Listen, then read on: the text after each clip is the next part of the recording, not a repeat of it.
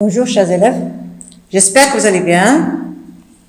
Suite à notre leçon d'évaluation et remédiation de l'orthographe, les accents et les noms composés, on va faire aujourd'hui la correction des exercices que vous avez eus à la fin de votre leçon. Donc nous avons orthographe, évaluation et remédiation, unité 5, correction, les accents et les noms composés. Mardi 12 mai 2020, thème sécurité routière et code de la route, activité orthographe, unité 5, intitulée évaluation et remédiation, correction des exercices. Exercice 1. Réécris les phrases en ajoutant les accents. Nous avons la chaussée est réservée voiture. Donc là, on se demande est-ce qu'on doit mettre un accent grave ou bien un accent aigu, ou bien un accent circonflexe. Donc là, nous avons la chaussée. Pour savoir ce que je dois mettre, je coupe ou bien je découpe le mot en syllabes. D'accord? Je coupe le mot en syllabes. La chaussée. La chaussée. Chaussée. 2 syllabes. D'accord? Donc, si la syllabe contient le son « et » se termine par une consonne, on ne met pas l'accent. Mais là, regardez, nous avons, se termine par une voyelle. Donc là, je vais mettre un accent aigu. Et réservé, réservé. La même chose ici. Réservé. Là, il se termine par une voyelle. Donc, je mets ici un accent aigu. Donc, la chaussée est réservée aux voitures. La chaussée est réservée aux voitures. D'accord? La chaussée est réservée aux voitures. Là, pardon, réservée. Donc la syllabe ici ne se termine pas par une consonne, mais par un E. Donc, E accent. La chaussée réservée. La policière règle le passage des piétons. La policière a un muet, accent grave.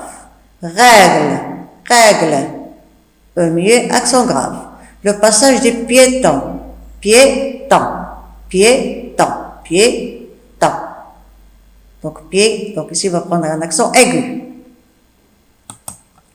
Alors la policière règle le passage des piétons. Il faut éviter de prendre des médicaments lorsqu'on conduit. Éviter.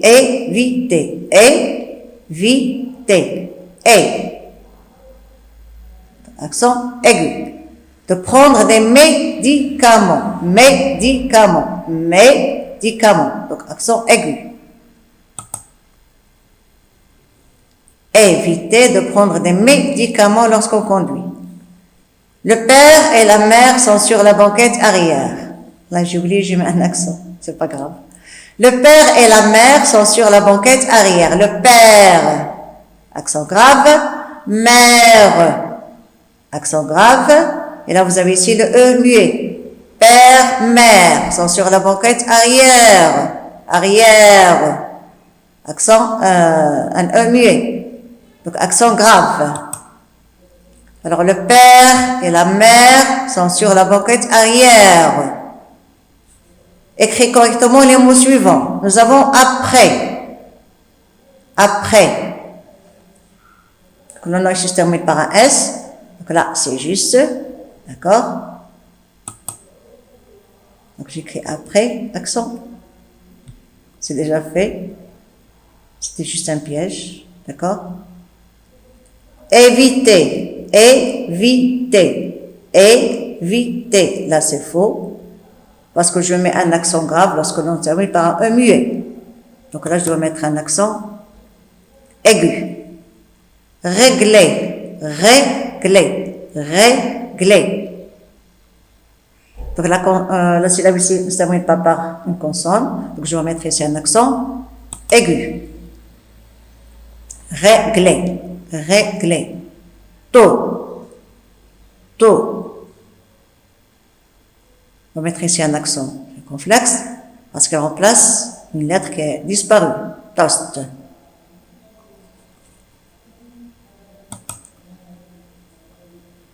Accent circonflexe. Être.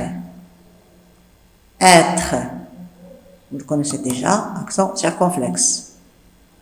Tête. Tête. C'est déjà test. Maintenant, c'est tête.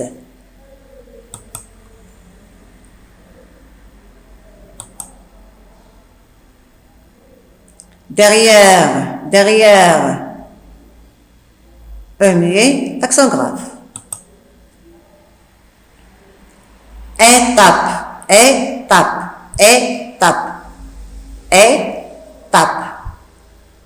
Accent aigu.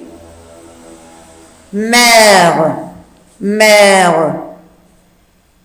E muet. Accent grave. Donc la sécurisation, la chaussée est réservée aux voitures. La policière règle le passage des piétons. Il faut éviter de prendre des médicaments lorsqu'on conduit. Le père et la mère sont sur la banquette arrière. Après, éviter, régler, tôt, être, tête, derrière, étape, mère. Donc ça concerne les accents. Maintenant, écrivez les groupes nominaux suivants au pluriel. Vous avez déjà vu la règle. J'espère que vous avez bien lu votre leçon, et la bien comprise, bien sûr. Un porte-plume. Nous avons la porte, verbe plus nom. Donc le nom va prendre la marque du pluriel. Donc des porte-plumes. Un arc-en-ciel. Un arc-en-ciel. C'est le noir qui va prendre la marque. Des arcs-en-ciel.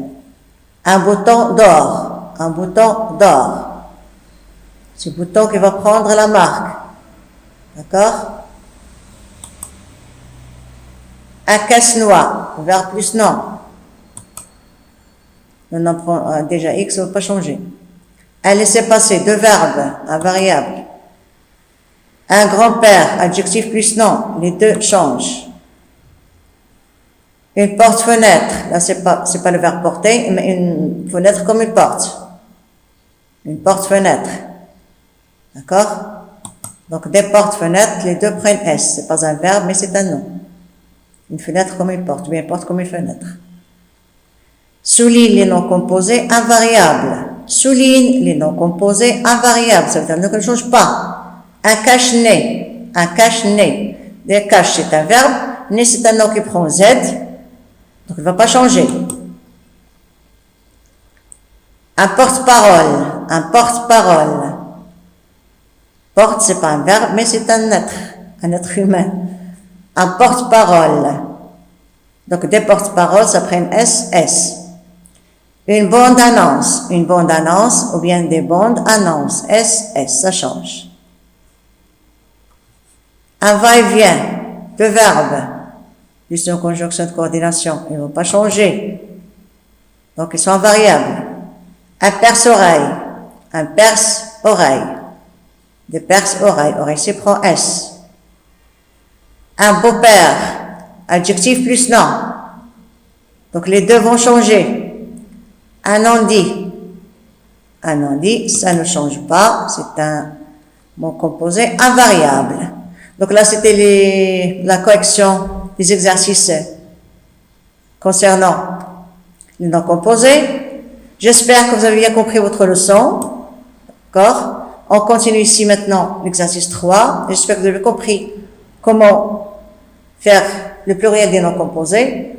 Maintenant, on va classer ces mots dans le tableau. D'accord? Vous êtes dans le tableau, j'ai déjà préparé le tableau ici. Donc, ça va adjectif plus nom, verbe plus nom, nom plus nom. Un rouge-gorge. Un rouge-gorge, c'est un oiseau. Un rouge-gorge. Adjectif plus nom. Adjectif plus nom. Un chien-loup. Chien-loup. Deux noms. Un chien-loup. Deux noms. Un chien-loup. Un porte-plume. Porte, verbe, plume, nom. Donc, porte-plume, verbe plus nom. Un essuie-glace. Essuie, verbe, glace, nom. Donc, verbe plus nom. Une belle-mère. Une belle-mère. Une belle-mère. Belle, adjectif, mère, nom. Un tire-bouchon. Tire, verbe, bouchon, nom. Donc, verbe plus nom. Un passe-temps. Un passe-temps. Passe, verbe, temps, non. Un passe-temps. Une reine Marguerite. Une reine Marguerite. Non, plus non. Non, plus non. D'accord. Bien. Alors, comme vous venez de le voir, on a fait des exercices concernant les accents, aigus, graves ou bien circonflexes. On a fait des exercices concernant les noms composés, d'accord, leur écriture, leur pluriel et leur composition. J'espère que vous avez bien compris votre leçon. Sinon, revenez à la vidéo et aux explications, d'accord. C'est expliqué d'une façon très simple. En attendant de vous entendre et de vous contacter, restez chez vous pour vous protéger et protéger votre famille. Je vous souhaite une belle journée. Au revoir et à la prochaine.